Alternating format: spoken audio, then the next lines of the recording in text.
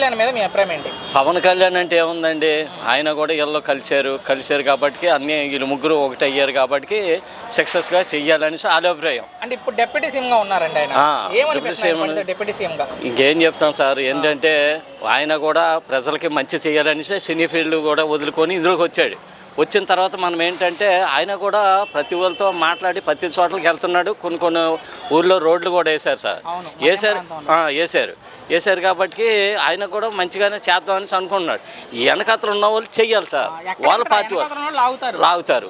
ఎందుకంటే వీళ్ళు చేసేది ఏంటంటే మనసుల్లోకి వెళ్ళేది లెవెల్. ఇప్పుడు మనం లేడీస్ ఉన్నారంటే లేడీస్ దగ్గరికి వెళ్ళాలి సార్, వెళ్తేనే ఆ పని జరుగుతుంది. అంటే డిప్యూటీ సీఎం అయ్యాక ప్రజలను వదిలేసి సినిమాలు చేసుకుంటాడు పవన్ కళ్యాణ్ అంటున్నారండి. అలాగే ఎందుకంటే ఆయనకి కూడా ఉండేది ఉంటుంది, లేదు ఇంకేం చెప్పలేము మనం. అంటే మీరు ఆయన సినిమాల్లో ఉండాలనుకుంటున్నారా, రాజకీయాల్లో ఉండాలనుకుంటున్నారా? రాజకీయాల్లో ఉంటే ఎలాంటి వాళ్ళు మంచోళ్ళండి.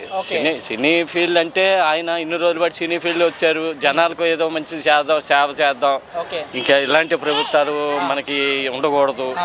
మనం కూడా ముగ్గురు ఒకటి అయ్యి కలిసికట్టుగా చేద్దాం, ఇంకో 15 సంవత్సరాలు మనమే ఉందామన్న వెళ్తున్నారు.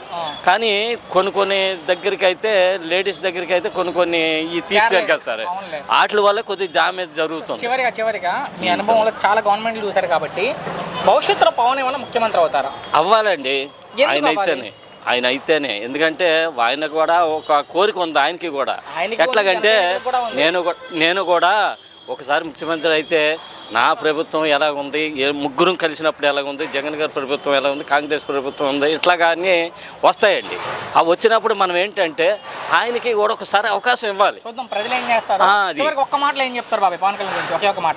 పవన్ కళ్యాణ్ గారు బాగా చేస్తున్నారండి ప్రస్తుతానికైతే. Thank you.